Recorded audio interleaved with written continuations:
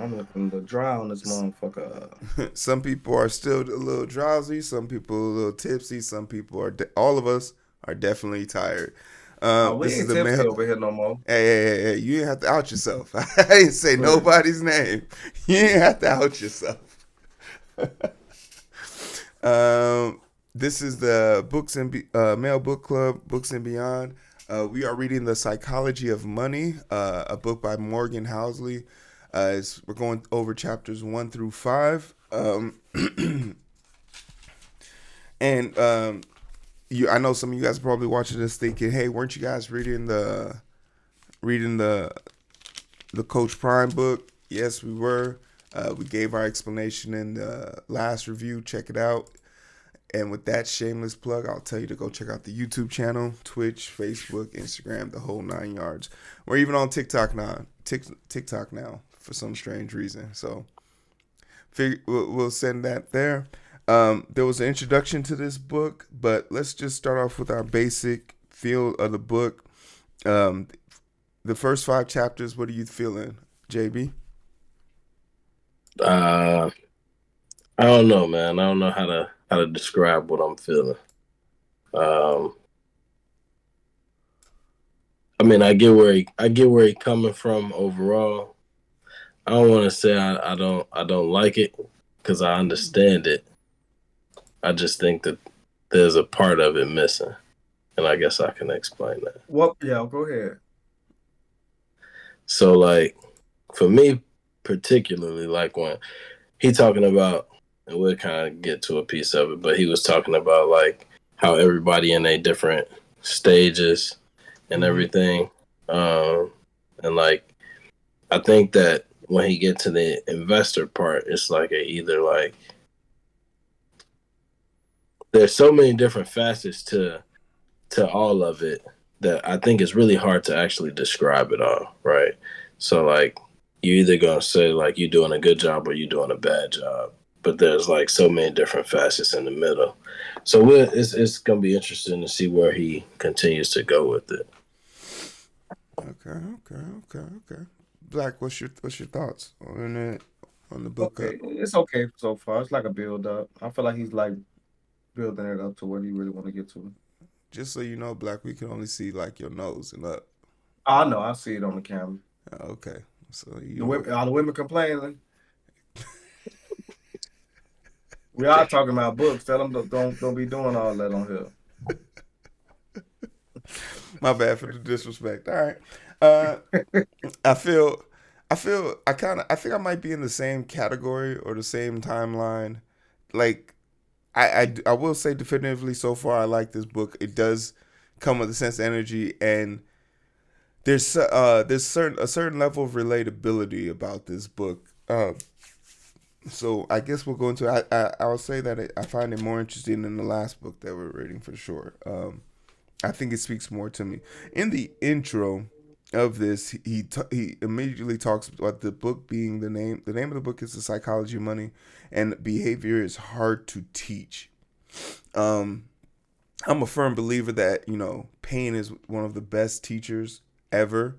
And when I got to college, one of the sayings one of my college football coaches used to say is, "There's two types of regret. Regret of uh, what is it? The pain of regret or the regret of discipline. Yeah, Uh, yeah, something along the lines. Whether you can have pain from regret from pain or regret because of your lack of it's discipline, and um, and it always resonated with me. It always like kind of stayed in the back of my mind. So like immediately, people who have I feel a structure or people who rely on structures. Or people want to develop or kind of gauge structures, this should speak to you. The soft skills versus the technical, you can actually understand the algorithm of money. Like we have computer programs now that do trading for people, and you could become one of those people who make pennies on the dime, and you just penny nickel and dime your way up to the $1 million bracket, or you could just understand the psychology of money and get people to give it to you versus you trying to find You're having so those are two fascinating takes in the intro immediately, and then the hist and then he closed it off with the introduction just saying history doesn't repeat itself, humans do, and Yeah. that one like kind of like that hooked me. That was where it hooked me. I was like, damn, okay, he's speaking sense. But it was anything about those statements or something in the intro that made you take pause. Well, I like that history doesn't repeat itself, but humans do. But it's also due to lack of knowledge of your past. A lot of people don't Mm-hmm. be like they don't be caring about what happened in the past, Yeah. so then it happens to them. Just like when you're a kid, motherfucker tell you what not to do, and just because you ain't experienced, you just blowing them off. Like yeah, I was young too, so and I've been through that. So this like the type of route you should take. Like, no, I'm gonna do it my way. You don't really know what you're talking about or whatever, and then you go through it and you're like, damn. But nobody likes to fucking learn from nobody else's mistakes. Well, most people don't. I love it. I ain't doing shit I saw somebody else fuck up on in the Mm-hmm. same way that they did it.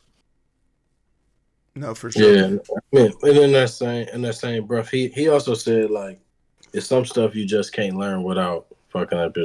yourself. Essentially, like But that's just you just not gonna learn it, yeah, but that's just certain or that's just experiencing it. It's yeah. not even messing it up. It's just Yeah. experience. Yeah, experience is different, but that's like just that's what people tell themselves when they fuck up out somebody tell them not to do it. Like you just gotta learn for yourself. No, you just gotta just listen.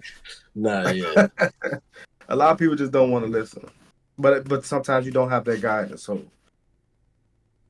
No, I totally agree with that. And then you could even take it a step further and say like something that kind of rang out to me. A movie that I really loved last year was Into the Spider-Verse, and the theme of that story is not letting people dictate your future. Like his classic line is like, "No, I'm gonna do it. I'm gonna do it my way." Uh, and for all you guys that I don't know, can I? Is it too early to do a spoiler? Anyway, just for nah, spoiler, come if on, you man. That haven't movie seen, that was a 12 year years ago. ago. Everybody can watch that. yeah, that movie it was great. If you If haven't you seen was it, gonna see it, you gonna see it. spoiler Yeah. basically is um, And if something you terrible ain't is going to seen it, happen to his one of his family members, and he feels he has the power to change it, but it kind of attacks you as the viewer because we all know Spider-Man's story, which is um, someone he loves dies, and it causes him to learn with great power comes great responsibility. Um, that technically didn't happen to Miles Morales. It happened in a different variant, but it wasn't deemed enough to be a Spider-Man origin story. So it talks about like what that means, and just to hear that like you have to go through these trials and tribulations. I felt a lot of that in this book and in the beginning chapters. He talks about the things that you need to qualify or the things you need to get rich versus staying rich. We'll talk about that in chapter 5, but just a lot of that like what are the things that you understand versus what are the things that I understand about money, and how do we look at them? Like fascinating take on it, honestly, fascinating take. So we'll look into yeah, that. and Go he ahead. knew all these, and he was just talking about how new all these concepts are. Very yeah, that part kind of did catch me off guard too. Like, um, yeah, let's just get into it. Chapter 1. No one is crazy. Literally a great chapter. 401k starting in 1970 and Roth IRA starting in 1980. Like Right. I'm only 8 years older than the Roth. Like even if I Yeah. wanted to start, even if I started as a kid, I'd only have 35 years on it, and that's crazy.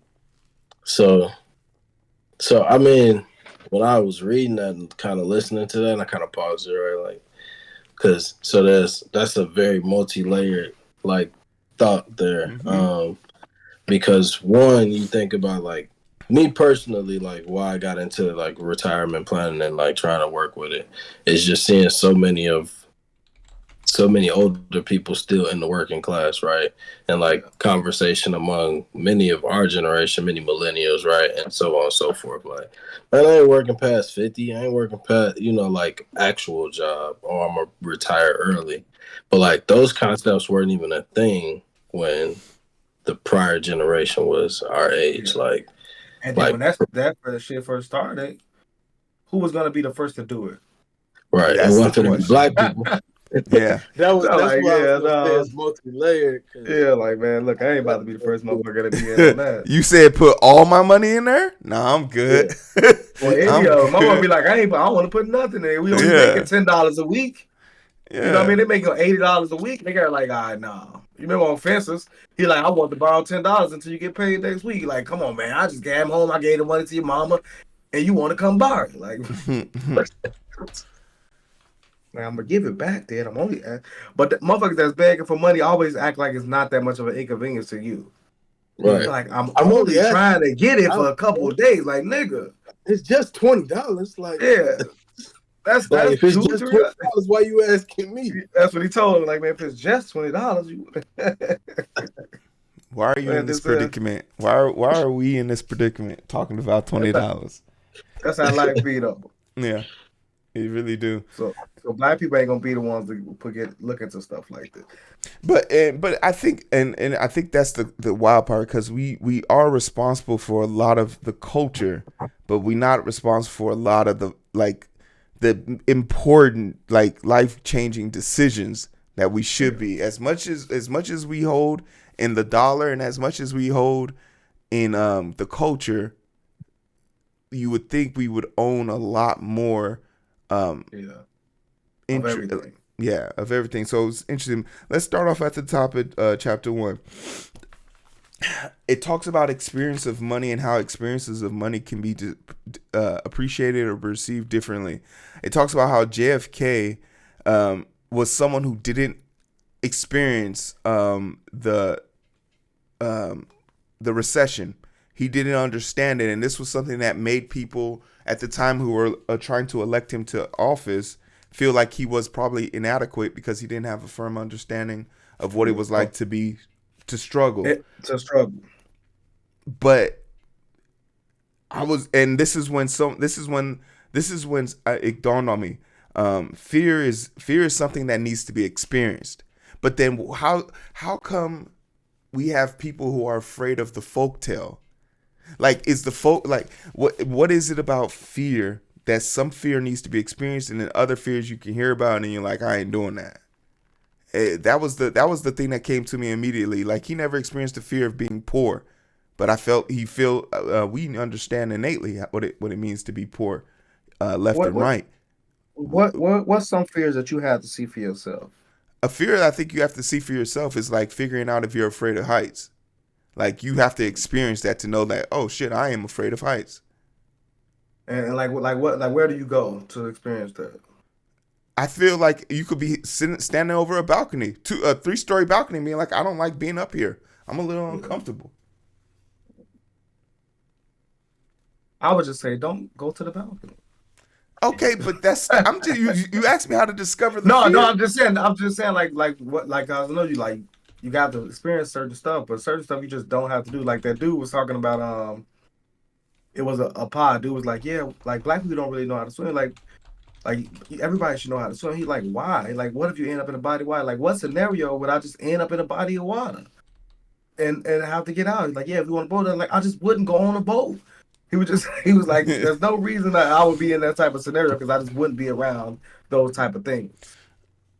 Okay, we could talk about we know that there are phobias, like people who are afraid of spiders, afraid of so we know like people have experienced fear versus fears that we're told of. Like, if someone, like, when you telling kids about, like, I guess when you asking that question, like, we talking about the president of the United States, so people don't really want you to they want you to really understand like where you coming from. I don't need you to really fear it, but like how can you? I don't even need you to experience properly. I don't need you to experience it. I know it's a lot of stuff that that most of our presidents ain't experienced, especially involved our life, like that happened in our life.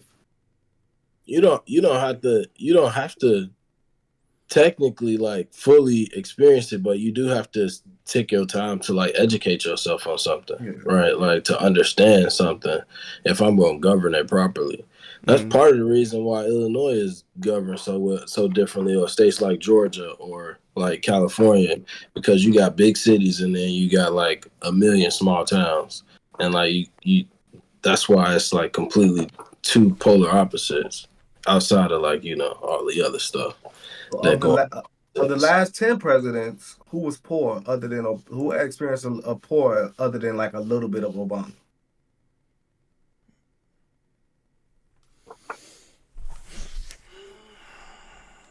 Last 10 shit, I don't The know. last 10? Well, I say 10. I say 10 because he was almost 40.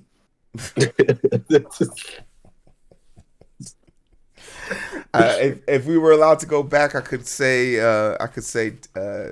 I think Teddy had a rough bringing. Whoever one was who ended up in the wheelchair. Carter was poor. Yeah, that's a Yeah, weird. I'm saying poor. Carter, Jimmy Carter. Carter was poor. Yeah, that's a great call out in chat. Carter was he didn't grow like, but I get your point. Experience over fear is not an equivalent race, and I guess maybe I thought a little bit too much into it. Hey Mike, relax all that laughing. It's not the motherfucking black calling me old and shit. He 2 years behind me. He right on. He's second place. So that's a long time, bro. It's a long time. 700 some days. Right. So I definitely 38, yield to y'all's position. Y'all's position on this is actually pretty unique, and the fact that you don't have to be something, you just in order to experience it. I like that. I think fear comes from experience though, because like unless they got a phobia that came from their mind, most of the time they fucking seen a spider in person. Now they fucking terrified of them, or you A lot been of up times high fear enough to actually. fear. Yeah. The other times fear come from the unknown. So shit. Like, I'm probably more fearful of it than you are because I ain't never seen it. Yeah. Then let's talk a little bit about the okay, and then this is another interesting thing when they were talking about money, and they talked a little bit about sweatshops. How old is this dude? Because for the longest I thought this book was older than it was. Then they brought up something that happened very recently, so I was like, man, this book isn't that old. But he talks about the prostitute versus the sweatshop, and how people once again, our perception of something is not what should be the standard. In America, in the West, if you told me you worked at a sweatshop, we would immediately feel bad for you. We would try and find ways to help you. We would try and there'd be people literally marching in the streets for you. But that literally you working at the sweatshop is an upgrade from you being a prostitute. Now, I think there can be an overall conversation about like what's a livable wage, but a perception of what it means to struggle. We as us as a collective group of people do not have a firm understanding of what is a struggle, depending on where you are and who you are. Any thoughts on that? Hero? Huh? Who you saying don't have a collective as a collective group don't have that? I think that's what he was saying. People in the West versus people across in other parts of the world. See, no, so you look at it in a different eye. So like how people be talking about when you have food, you like, yes, kids starving now, but that don't have nothing to do with my pain and struggle here. You have your own struggle here, and they have their own separate struggle there. Yeah, it don't make that struggle greater because you're not experiencing that shit. So like we struggling, we have our own struggles as far as life, and they have theirs as far as life. Because there's still places over there don't even have like real electricity. But us, for sure. fucking no, for sure. And any slight change of life can feel like that for us. That's why motherfuckers be in high school stressed out and depressed because their phone broke. like they don't even give a fuck about phones in certain places, but these motherfuckers kids about to kill themselves because they can't text their friends. Uncle Black giving the facts. The thing that I use here for perspective is just like what I would perceive as a struggle, and seeing as how like I used to live when I was overseas. I wanted to go see Graham. I had to go to the village. They ain't have no running water and shit like that, so I had to experience that. So another thing that they talk about is the lottery ticket versus the safety net. So I'm skewing the numbers here, but I believe most Americans can't afford like if something happened today, like right now, and you needed to come up with $500 in order to resolve the issue. They're saying, a vast majority, about 60% of Americans can't do that right now. But the average American who makes less than, I think, $100,000 spends $400 on lottery tickets. And this speaks to the psychology about it. And I think but throughout the year. Throughout the year. Yeah. Throughout the year, yeah. So I think it was less than 100,000 though. Less than 100,000. Yeah. I got a coworker that's spending like 400 every couple weeks.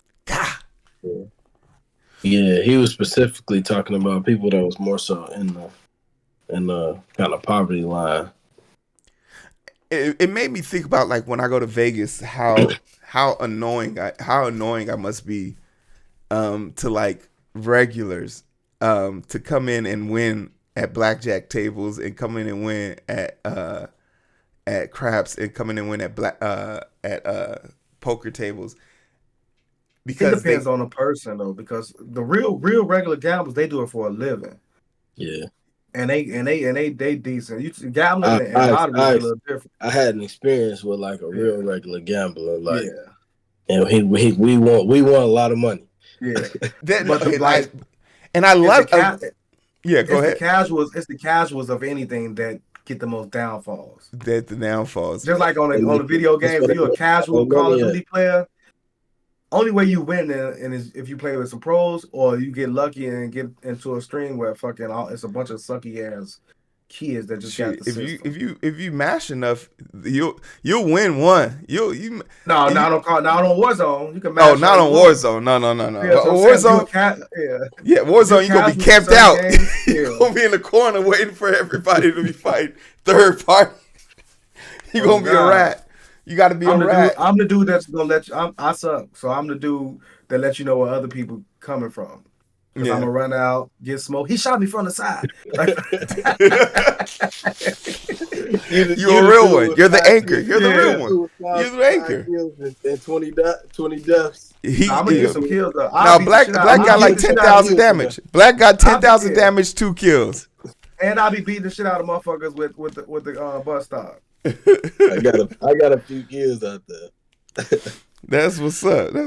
But I don't claim to be good. Just like on 2K, if you're a casual and you get on there against these fucking pro ass niggas that want to dribble sideways. That's crazy. They made me stop buying 2K 3 years ago. Because they live it and you don't live it, so you be like, it ain't that serious for us. You're like, man. I play games for enjoyment. I ain't about to be arguing with nobody. I'm getting mad. You pulling up from half court. I need to stop playing. Yeah. Anything else in chapter 1, or are we pushing to chapter 2? No, but the overall title was that. What was it? No one's crazy. No one's crazy. I like that though. I like that you look at that the way he looks at it is everybody have their own experience, and like people try to call other motherfuckers out because of where they are in life versus understanding where another motherfucker is and how skeptical people can be. Yeah, for sure. Chapter 2, shout out to Scott Galloway. If you don't know who Scott Galloway is, he's a NYC economic professor. Before I started getting into the stock market, I used to follow his talks almost religiously. He's sort of a douchebag, but he's like the best type. He's like the tough love type guy. But he speaks to our generation, and he talks about savings and things like that. And he has a YouTube page. Definitely go check him out. Look him up if you can. Listen to some of his lectures. Scott Galloway, who was mentioned at the top of chapter 2, fascinating person with a great boat of insight. But this chapter is labeled Luck and Risk. And shout out to JB who made fun of me last week because I didn't name the titles for the chapters. So I'm doing that for you now, JB. I got you. Hey, I got you. It helped me compartmentalize. That's how I'm here to serve. I'm here to serve. I appreciate it. We talk a little bit about Bill Gates, and the question is: was Bill Gates lucky, or was something else in play? And I can immediately say Bill Gates was not fucking lucky. I was thinking the same damn thing. I was thinking that kind of the whole time. but I will say, like, if you take it to that extreme, Yeah. like yeah, like maybe I wouldn't be into fucking computers, but I might be into something else Yeah, that because I took it a step further. I took it a step further because, and I don't know if if it was being disingenuous or he just didn't know. But when you look at that, not only that high school, but there was 4 other districts in the following 2 years that followed the motto of the last school after their students came to their school to experience this computer. Within the 4 years, all the major high schools had one of those computers there. but So this is what I was thinking though, like how they mhm. get the 3 smartest people in the world at the same school, because that's what No, it no, no, seemed no, like. no, no, no, no. I don't think you got the smartest people. I think you got Yeah. I think you had a bunch of people with potential. It was just these people's potential came up because if you go 4 miles out and you scour the people's population for retirement age versus their financial stake, they have a 20 to 30% increase in financial gains higher than the national average in the United States. So it was just if you're gonna say it was luck, it's just the Then it was luck. probability, huh? No, no, I It don't was think it luck. was luck. I think it was more so. Probability and luck is the same thing. But if you put that computer anywhere, do you see the same results? Maybe. If y'all not saying that they was who what they was, then y'all saying they got lucky. Okay, Y'all just said it was and the he three and he smartest people yeah, that got the computer yeah, and and they he figured it literally out. talks about this aggression we have towards people who are lucky. Like you don't want if someone said, "Oh, Hero, you made it," and you're like, "Oh, Hero, you made it to NFL, you're lucky." I would look at that person and be like, "Man, I'm gonna punch your teeth in." Like you wasn't with Yeah. me in the gym, I but mean, you still got to put the work in. exactly, But like, exactly, so like, exactly. it's the same thing I tell my salespeople, like, you still got to put the work in, like, but sometimes your biggest sale ain't come from nobody you ever saw, talked to, met, or anything. But you're not gonna be sitting in here and it happen, or you're not just gonna be sitting there and it happen. You got to be putting in the activity, and Yeah. But you by said probability is luck, but so you consider fucking Bronny cause he got more probability of doing stuff, and I wouldn't say it's luck, what you mean? cause he already fucking he was born into some shit. But that's for anybody genetic stuff. Yeah, genetics Like it's is just Nah, genetics cause is you know too genetic. many cold ass people like in sports wise that ain't made it, and it's because they didn't have the eyes on them. Yeah, but that's okay. not. So okay, no, Yeah. I think I agree with you, Black, here to a certain extent, but this negative connotation that we have, this thing I have in my chest right now that makes me want to say it's not luck. It had to be something else. It has to be something Well, it's a tangible. lot of work. I don't call it luck when people work. When they work and they get what they But then deserve. what do you call it? So what do you call it when someone works and So, they don't get it so what you they think want? it's a lot of people that's Life. working and not getting it. Right. That's That's luck. That's the That's no, that's negative. just life. people It's just get a That's the little luck bit. of the hey, draw. look, what It's the motherfucking luck of Forrest the Gump draw say? for When you, Forrest man. Gump was running, he stepped in the shit. Dude was like, "Hey, you got shit on your shoes." He like, "It happens." He like, "What shit?" He like, "Sometimes." That's Nah, but like, I think life happened to everybody. So yeah, I Yeah. won't say, like, I'm not saying people that put in the work and the shit not happening, not having life happen to them too. But sometimes it is like right place, right time, called the yeah. right person. Like It's most of the time right place, right time, and who you know. It's never really like I'm you splitting. call it luck, you call it a Yeah, blessing, you call it it's something. you call it what you want to call it. You call it what you want to call it, Yeah. but it ain't just because I Yeah, work. yeah. I'm just calling it. It's just life. Cause Okay. some of them, Okay. cause they like how motherfucker quiet as fuck, but smart as shit, and I come up with all these ideas, and they Yeah. just mind Yeah. whisper to somebody else, and then Yeah. that person just loud as fuck with it, and that's Cause all they hear. it don't matter how hard I Yeah, work, I ain't gonna never be LeBron James. I could work until, man, Man. and he was just Man. blessed by God. yeah. Yeah. Yeah. So I don't Okay. care how hard I work. you don't think that you could have as a kid No, grow? I'm never gonna No. be No. Whatever No, I whatever ain't talking about scenario that. you I ain't about talking to about make that. up in your mind, No, no. Nothing. because look, because Literally nothing. remember Jordan was who he was before. No, Nah, Black. no. No, Black. You No, can't. no, no, There's, no. You know scientists. what the next hardest Michael Jordan was? He was Kobe Bryant. He still wasn't Mike. He was That's what better. the next hardest working Michael Jordan Yeah, became. he was better. Kobe. Nah, no, he wasn't. Stop it, But Black. that's What okay. are you And I'm the doing? biggest Kobe guy out there, but Yeah, we're not Stop doing it. that. But it yeah. don't No, he matter was how hard better. I work. I It's ain't gonna be okay. LeBron. He's 6'8", Yeah. whatever. So you Yeah, can't I say wasn't it saying ain't no. being LeBron. I'm just saying if you follow the mood of it, the things that he did, would you just be great? No, there's no But you're not 6 guarantee. foot nothing. There's no guarantee to How that. tall are you, Jeremiah? Now ain't no guarantees of I ain't shit. 6 feet, none. You see that other nigga that supposedly better I than ain't LeBron always on nothing. these podcasts talking to myself. I ain't I 6 was feet, supposed nothing. to, I was supposed to be, I was better than them niggas. I was cooking them. What's the name? I think his name was Cook, wasn't it? What you talking about? That nigga that was hooping with LeBron and Melo and the AAU shit. He was talking about I was better than them. I don't even know who you talking On about. all the podcasts, he was on cam and them shit. I think his name was Cook. He was a good basketball player, but he was like, yeah, but I was doing other stuff, like, but that was on you. Like even Melo career, man. If the Pistons had to draft him instead of the Nuggets, it might have went a whole way different. But Or if he didn't focus on the money, right? that ain't Like, got shit to do with he him. did. Yeah. Well, That ain't focusing on had the nothing to money. do with him.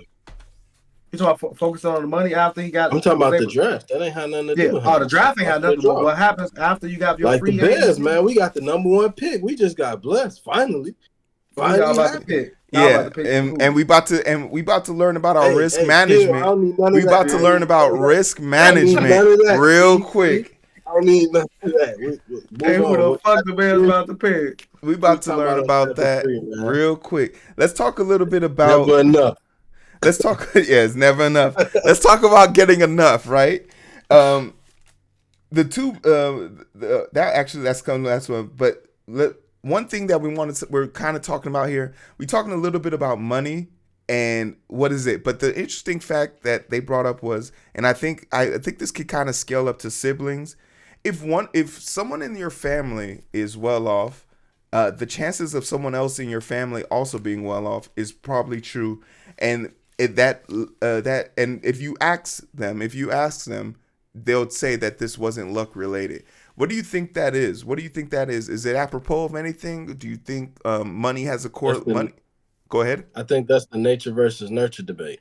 I think when he said that, he was like, I got a sick. He's like, if you got a 6 foot rich male, he's like, I guarantee you I'll find a set of brothers that'll feel the exact same way. I'm raised the same. We look the same. We in the same house. Why can't my situation be the same as his? And that's just me being able to be around it and see it. Yeah. But yeah, But that go to work. They go to work again. All right. Mm-hmm. Because it ain't like he just came up on that shit. You gotta have that effort. All right. And then and then we talk a little bit about luck versus real, which I think luck is real. Yeah. We can confirm that luck is real. Like, it's a stat in games now. Like, it's literally a stat in games. Like, so you gotta have a little watched faith. one of my best friends scratch off 3 straight scratch offs when he went right back in and bought the same one they all won. That'll never happen for me. Well, wait. Yeah. If you saying if you buy 6 scratch offs, one of them won't be a winner? No, he won 3 straight. Like, he Yeah. came out, went back in, bought another one, came out, went back in, bought. I've never seen that in my life. I've been around a lot of gamblers. Yeah. Never in my life. And he don't just went in casually, like. But I didn't see him do a lot of. Yeah. So what annoys me about the scratch off is that can happen a lot. But what you winning is another scratch off. You ain't winning fucking. Nah, he just went and bought a more expensive one with the same money. Yeah, see, that's what I'm saying. He was winning some good shit, but I've done it and I ain't winning shit but the dollar I paid for the scratch off. So all I'm doing is buying another fucking scratch off, and then I'm like, all right, fuck this. And then that's when I tried to buy a bit more expensive one and lost. You know how you go to a casino and you winning some shit? Yeah. And you like, fuck it, I'm about to play more. Niggas don't never know how to just leave when they come on.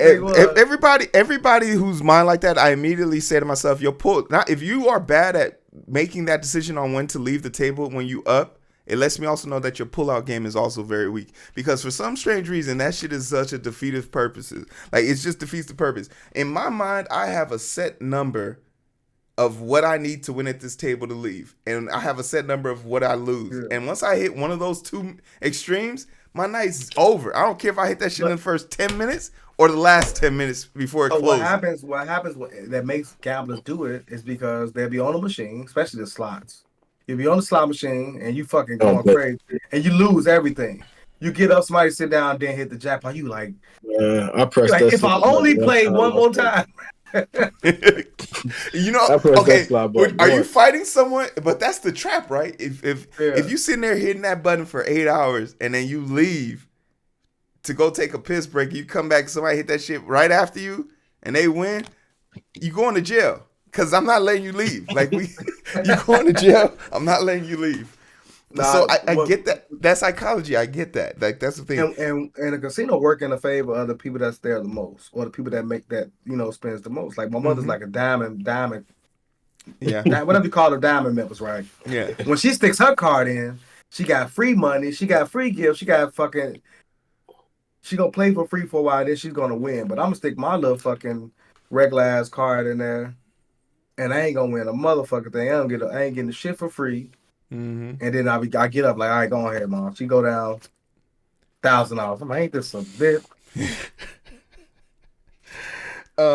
Rich investors with bad risk. This also introduced something into chapter that I think is a little bit of white collar crime. The fact that it's part of the business to take risk, unnecessary risk, and how people take risk with other people's money because they don't feel the effect of that. Yeah. There was a line somewhere in here where he talked about poverty. I think in chapter 3, poverty doesn't. When you're in poverty, it doesn't make you feel pain. So I thought that was super interesting for sure. But rich investors are okay with taking bad risk because that makes them lucky. So a rich investor who takes a lot of risk, who still wins, he'll attribute that to luck. What happens if they don't take any risks? Man, I always say. Go ahead. I always say to myself that when I first started out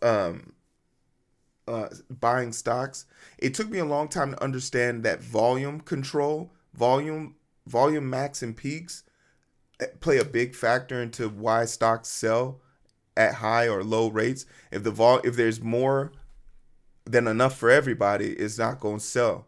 It's not going to sell at its peak. If there's a scarcity, it's going to sell its peak. And when I first did my first stock option, basic economics, ain't it? no, it is, but like you don't feel that until you're in the rush, and then you see yourself. Oh, I bought 100 of the stocks, and there's only a volume of 300,000 with this, which is nothing. You ain't gonna see no pop in your investment because we're already at the top. It's on the way down now, where people are gonna try and find their exit strategy. So when you talk about risk, I think risk should never be that. Calculated risk isn't risky to me. If I know I'm going to the casino, this money I've set aside was for me to have fun with. This was a calculated risk. I've decided to spend this money in order to earn some type of pleasure. If I get something out of it, then that's just sheer luck to me. Like, hey, that's just the luck of the draw. But also, I understand, like, in a 3-deck rotation for blackjack, I know my number counts. So if I got 2 10s, I'm doubling down. And if we're on count 4, I'm doubling down. And if I'm on count 6, I'll split. You never split on 10s, people. Never split on 10s. Double down. So like it's calculated risk, and that's the part that I just do. People take the calculation of them probably getting caught, them probably taking the L, them probably not winning. Do you have to make that leap of faith in order for you to accomplish anything great? That's the question. Do you have to risk something in order to gain something more? Yes.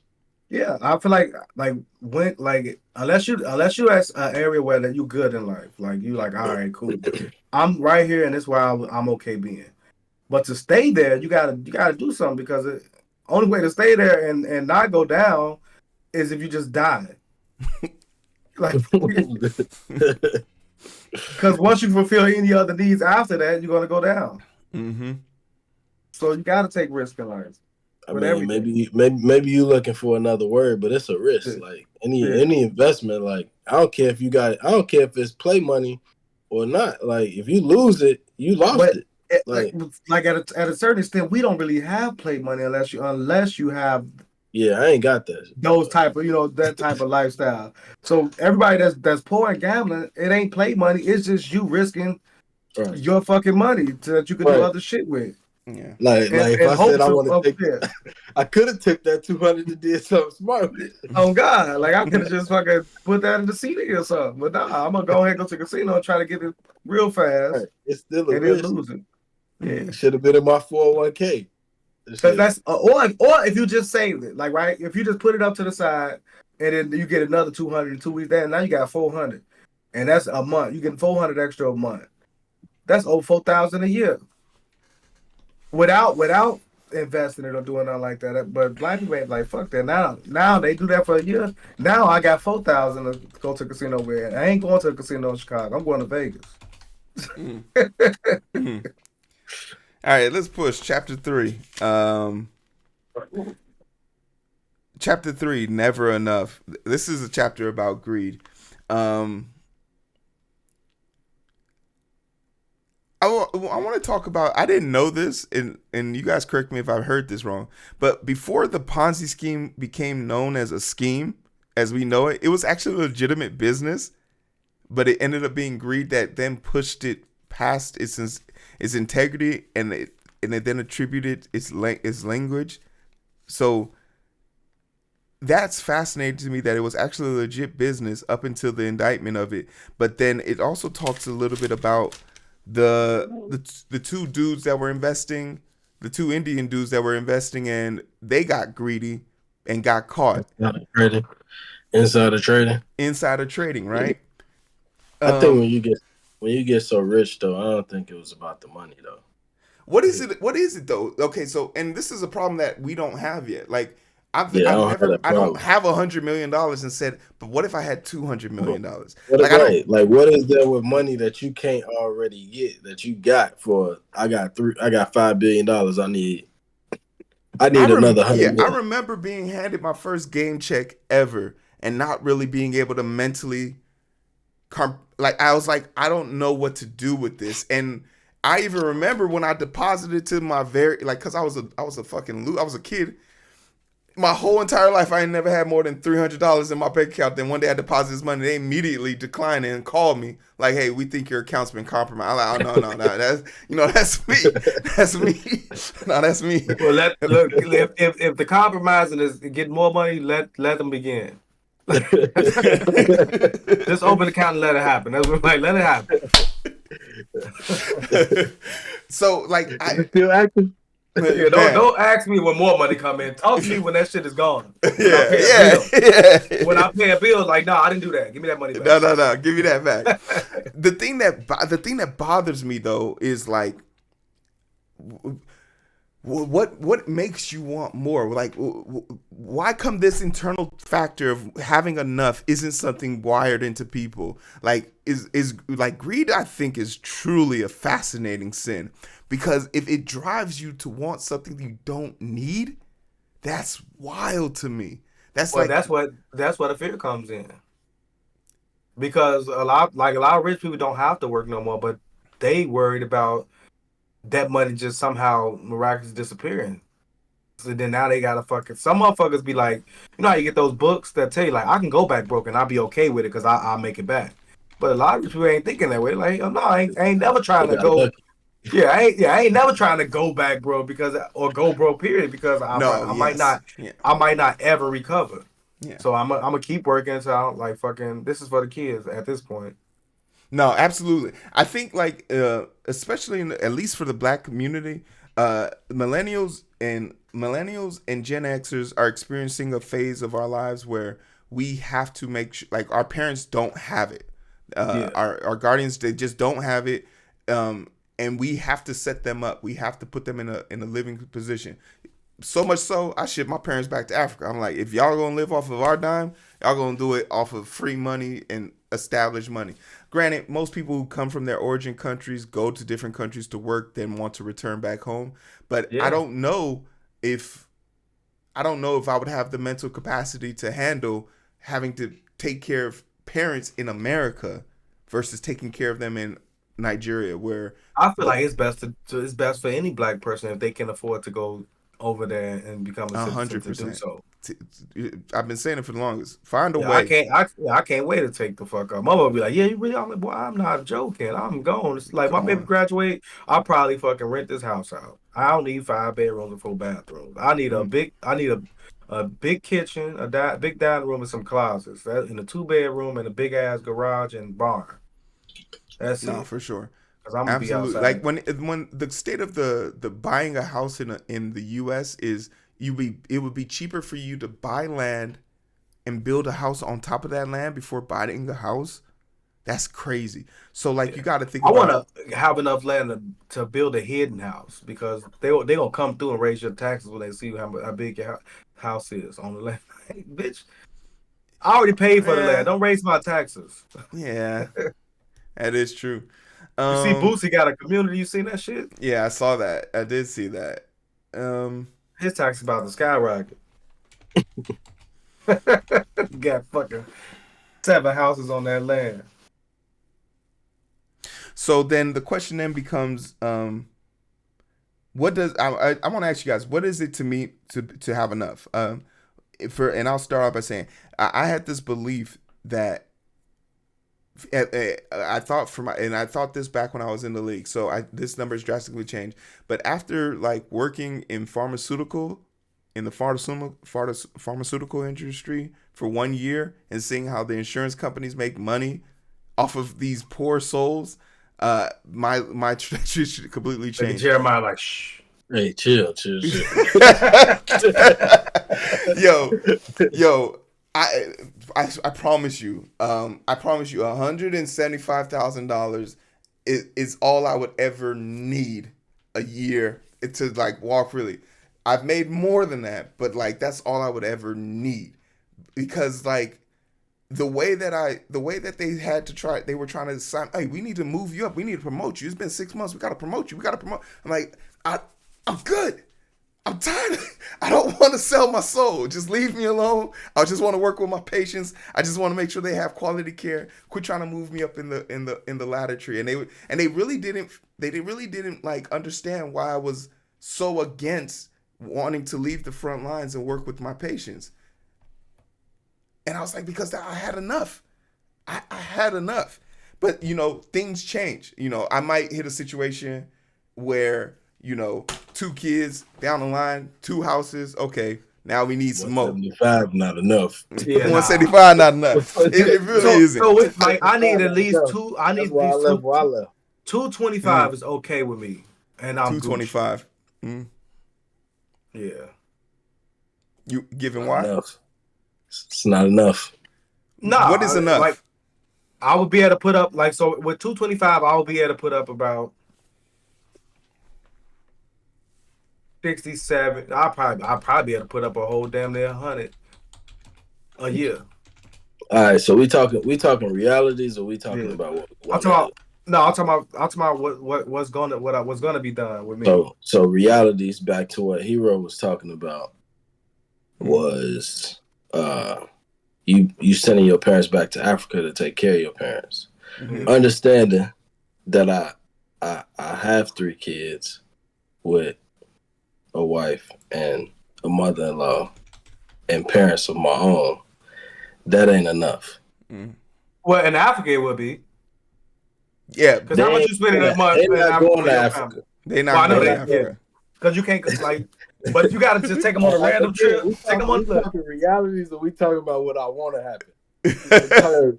Take them on a random trip out there and see how they like it. They be like, damn, I might want to They stay. ain't going to Africa. Yeah. So, but for me, I'm not really worried about my parents so much, or whoever I'm with parents, unless that's like they concerned because they ask you to become with us. But I'm talking about my future when I retire. Mm-hmm. But if also with 200 something, I can get me some land and then just build me a little property behind my house that they can live in. I haven't found the number yet. You Yeah. I've haven't been found the working on it. number. I haven't Yeah. found the number yet. Well, you in Georgia, you better buy you some land and get you a little I'm build your Boosie community. I'm still contemplating on what this number gonna be. Yeah. But I know it's over netting $1 million a year. I know that. Yeah. See, I'm not. I don't need that much. Yeah, I don't need $1 million. Somebody in the chat said ship them off. JB. Somebody said ship them off. Ship them off. Because because when you living off my dime, you don't get to choose too they much. Gonna show up right back at my doorstep. Yeah. Somehow they gonna find their way back. Then they can stay with you. And then they can stay with you. Oh, we thought this was just a vacation. We came back. So I do know what it's gonna look like. I just don't know what it's gonna cost yet. If it costs $1 million, I'll say this. I'll say this now, and maybe this is a clip. So again, Hero, all of this happening at the same time. My parents, my mother-in-law, my kids at college. This all happening at the same time. How much money you think you need? Also, why inflation is going this way. How much money do you really think you need? Like, you don't really know. You know what you want it to look like, but like, you don't really know. Yeah, I guess and that's the kind of downfall of having a loaded plate and versus having stuff like in the fridge, like going out to eat versus eating at home. Like you don't know what the prices are outside, but you know what it costs to get the groceries in your house right now. And that's why they always say, "Do you got McDonald's money?" And I'll be like, "Nah, I probably don't." Big Macs cost $7 right now. That's crazy. We gonna get that though. We oh no, for sure. Like if it's up to me, like I said this the other day. I was in an interview with one of my clients, and they were asking me like, "Hey, here we heard that you're thinking about moving, changing positions," and I told them like, "Yeah." They're like, "Oh, why don't you come out to Philly?" And I was just like, "Yeah, that sounds great. The money would be great, but like then I got to start over in Philly. It's the quality of my life at that point, like."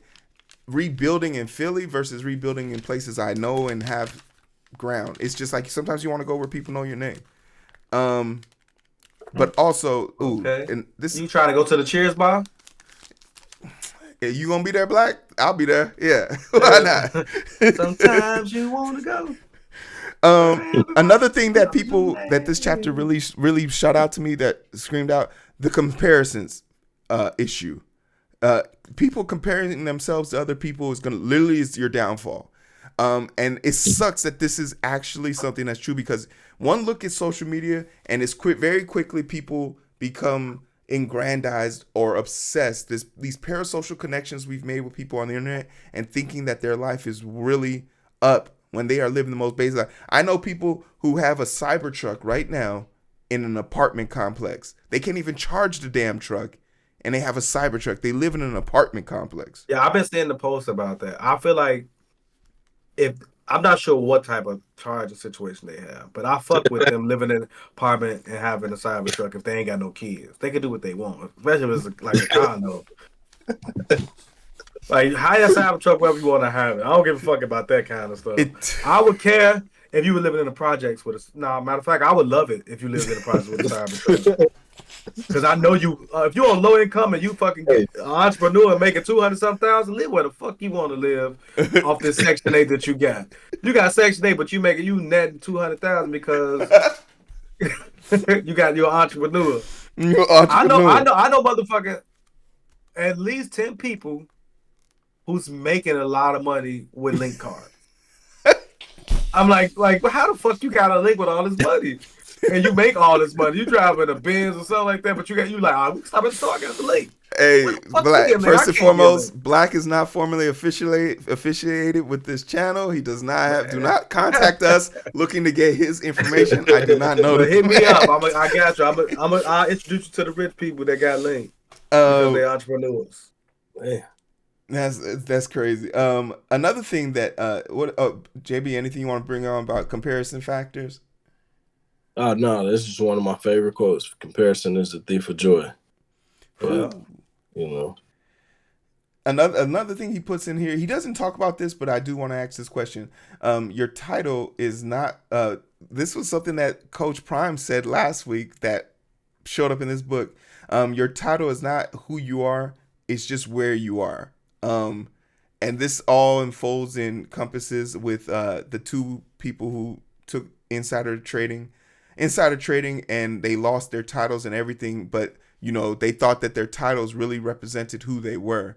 And then they went to jail and they got out and they realized, oh, that title didn't save you. It didn't help you. Also, man, how dumb is your friend to buy it right there on the spot? You gotta, because you he just, told him to. you gotta have a delay. Sometimes you there's a there's a certain segment of people here that don't think that they're gonna get caught doing shit. So Yeah. you know, I don't think they had the complexion for the flexion. So I don't know. he said, fuck it, I'm doing it. Chapter 4. This one was kind of short, but You compounding. can put this one with 5. Yeah, Yeah. 4 and 5 together. Compounding. Wait, no, it says Compounding.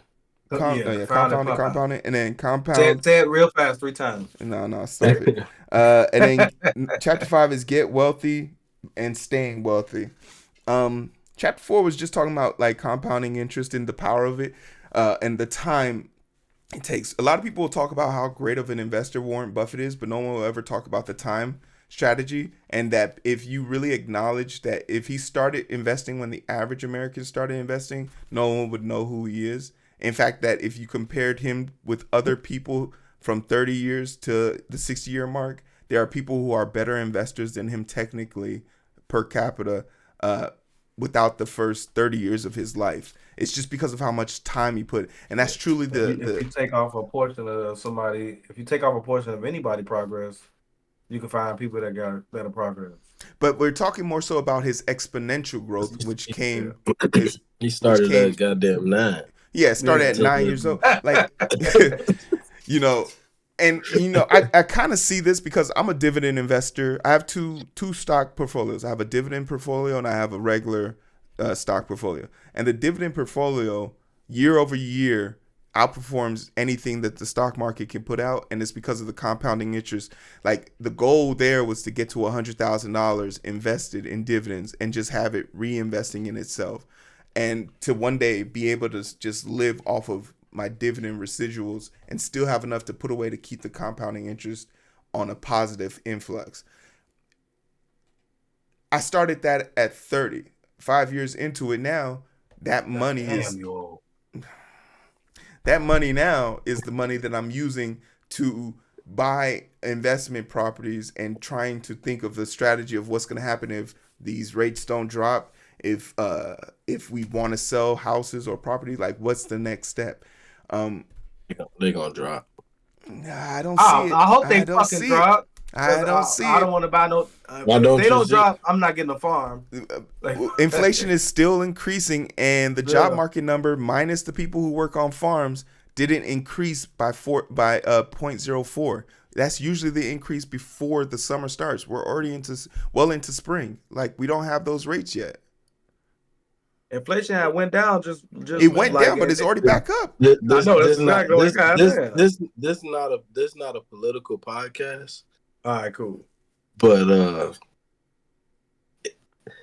there's an election coming up, right?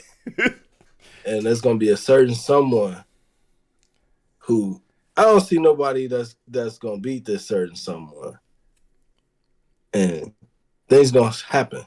Like this just my it not being a political podcast. Mm-hmm. You think that something's better gonna happen when this other someone gets in? No, I'm not saying that something better gonna happen. Oh, okay, man. I'm saying that he do understand certain things better than other people. I think you're confused. I don't think he understands almost any damn thing, but because of election time, a lot of stuff is going to go up just off the strength because it's election time, and everybody with little power is flexing their power right about now. Mm-hmm. So you have right now, even in Chicago, where you have the construction, what I do, where projects are not even being started or they're being delayed until after the votes go in, to But sway I'm just saying, all of this how stuff people go vote. into play together when a certain party is in office, and the race it's gonna change. It's for a certain segment of people. Like it's gonna happen. Like it's still gonna happen. Like I'm not even talking about black people. I'm just talking about just people in general. Like if people can't afford to do shit, then something has to happen. I'll say this, you With know. the party that you're in at currently, the people that you're talking about that the benefits are the poor people.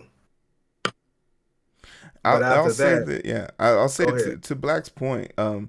It's man, we've been in this book club for 3 years. I started my LLC, and it's one of those tragic situations where I see a mother who's making $62,000 a year, 2 kids, and she owed 200 this year.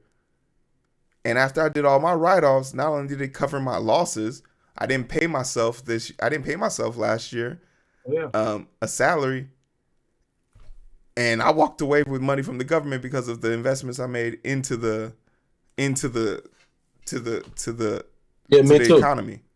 Yeah, me too. But they have How much did you make though? Over How much did your LLC make? for shits and giggles, just randomly. Don't just say Just like, oh, random, not just a somewhere ballpark figure. Not like somewhere between 80,000 and 20,000. yeah. that's my point. Mm-hmm. What you gonna do with that? Mm-hmm. That's my point. Yeah. It's not about like granted, like you do got the money making, but you also got that issue going on too, which is like part of the reason why the cars was 100% write-offs. Yeah. Like, But not anymore. Yeah. But for what cars are not 100% off anymore, like write-offs anymore for your businesses. If it weighs over a certain pound, it's not 100% Yeah. write-off no more. It's not. What's the poundage? I forgot. Because my boy It's got to be a large. It's got to be a large SUV. But I my boy just it's basically got to be. It's got to be like a 6-ton vehicle.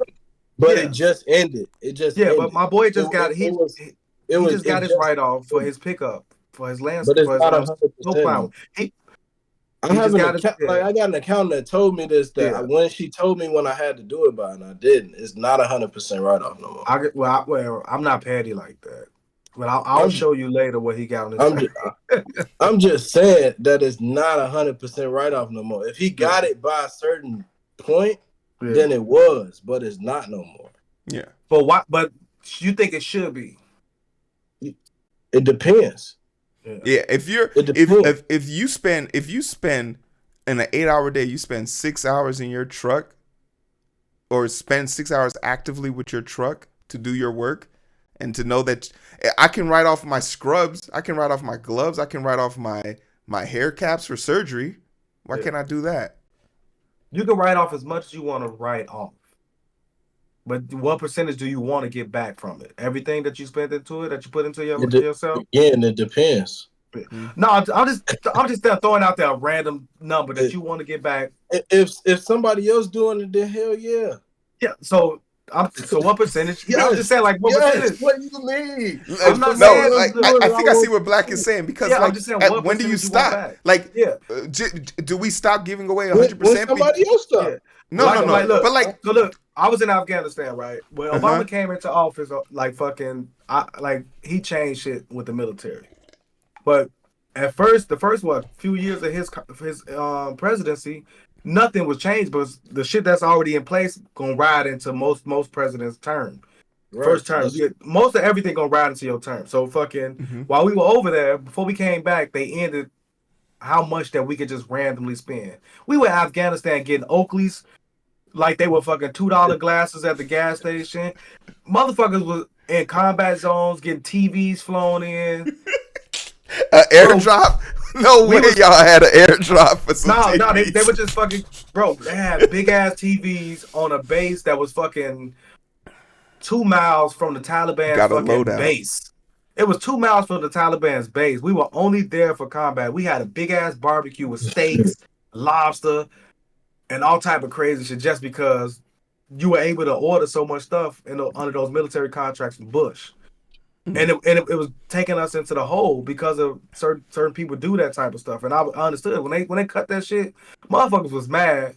I was salty. I wasn't about to get this TV. I told my supply dude to order me, but I was like, man, what the fuck? How am I gonna get that TV back to America anyway? You know what I mean? What was that? 60, 70 inches and out there in Afghanistan in the little ass tents. Yeah, that's tense. That's like, great. Hey, well, that's the how am I Tesla. get That's the this TV Tesla. back? Hey, that's the Tesla in the parking in the apartment complex. We fucks with it. That's why that is why all these people got Teslas though. Yeah. They was one of the 100% write-offs. Yeah, But also they had it with the Uber contract where you get a Tesla and and they pay it through Uber. So and Tesla had those cutbacks where they were just giving Teslas away this past year. Teslas away because they knew that they were about to. They just laid off 10% of their population, but we can definitely get into that. It's something about Chapter 5, getting wealthy versus staying wealthy, and having the ability to see both sides of the coin. And I'm speaking from a sense of privilege and a little bit of bias here. I had to ask the question: is being broke really that bad? Like, no. If I didn't have a kid, I would be so okay with being broke, bro. I say this all the time. Yeah. He said if you don't have a kid, though. If you don't have anyone depending on you, being broke is cool. If you only get dependent on you, that's so fucking okay. You can live life the happiest. You see all these people going out of town all the time. But is it what do you consider? What are we talking about from the broke perspective, though? Because there is a certain level that shit that bad. Homeless people are happier than us. A lot of them. Shut up, Black. A lot of homeless people are happier. Let's go back to his first question of perception is reality. Yeah. Right? Like if I like they got movies about the rich person that got broke and then got happier when they got broke. Yeah. Right. Like they got movies about that. A lot of stress that's on your back when you have money, you have to take care of a lot of stuff, it's gonna be gone. Once you lose it all, because now you ain't got that responsibility. Like that's why he said Bernie Madoff was like, don't get too attached to nothing. Like I don't want my reputation back. But the dude in the book couldn't believe that he was saying that he don't want his reputation back. But maybe he don't. Like maybe he's sick of that shit. Remember, Eli sold all his shit and moved to that little ass house. Everybody and their mother was prepared to tell me, bro, you need to go back to the league. You need to go back to the league. I didn't want that life no more. That shit was hard. Having your life be ran for you for 18 hours a day for 6 months out of the year, and then an additional 4 months out of the year because you have to train to get back up to that level. And then you gotta fucking make sure that you're available, because if you're not, you don't get paid. You don't. But it's the same. It's the same thing he said in the never enough section though. Like it depends on where you find it's good enough for you. Yeah. Facts. So if you ever get a chance, like both of y'all, I know y'all probably did stuff for homeless people. Pick some of them out and talk to them, because some of them chose that life. I think choose is hard. I think circumstances. They chose to do it. No. It's motherfuckers. It's motherfuckers out there with more money than us. Some people do actually choose to like. It's people out there with more money. You guys hear a choice, but like if you're presented with two ultimatums, you're going to have to pick the lesser of two evils or the less impactful to you. So like, if the alternative is you have to derobe yourself, go cold turkey without your drugs, and not have any assistance or support, then that is your best option. You're talking. So you're speaking of people that are homeless in different type of situations. I'm talking about people that just chose that life because that made them happy. I'm talking about they choose it for freedom. For them, it's freedom of everything. Like it's people that people that kind of like want to go off the grid for real. Like, they going off the grid. It's a lot of people like that. They're not really going to go like. They're not really going to like have this immaculate life. They going to like. I'm just trying to happy. Get away from all this shit. Yeah, just be happy. Trying to figure out what happiness means. So it's motherfuckers out there that have income. That's what I'm saying. They have income. They have money. And they just living like that because they want to. Like it's veterans that do it, and they would shower and they would get a room, shower like that. But other than that, they just live in their life. They get to go and do what they want as they please. I mean, Kanye said that's what he did. Like he ain't bought a house and he just living out of backpack and he live But with he's able to rent out the stadiums and the rooms. Yeah. Just like fucking what's that Elon? Was that Elon who gave up all the shit and moved into the little house? Yeah, that was Elon. Yeah, that's what I'm saying. Like, but he didn't have no income. yeah, but when you got that type of money put up, like you can do that type of stuff. But it's some like veterans that do it, and there's some homeless people that make between $200 and $500 a day just begging.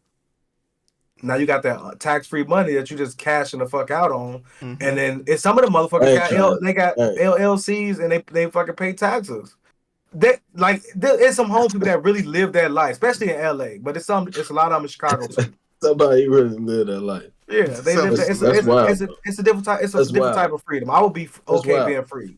But I will say it do go back to that perception I'm an outside reality. person. Like when you brought up the prostitute versus the working in the sweatshop thing. It's the same deal. But I mean, it depends on how you look at life and look at yourself. As to like, is being broke that bad? It depends. Depend on how you look at life. It depends. Because you can be happy in those $2 Walmart shoes. Well, $10 now, the inflation.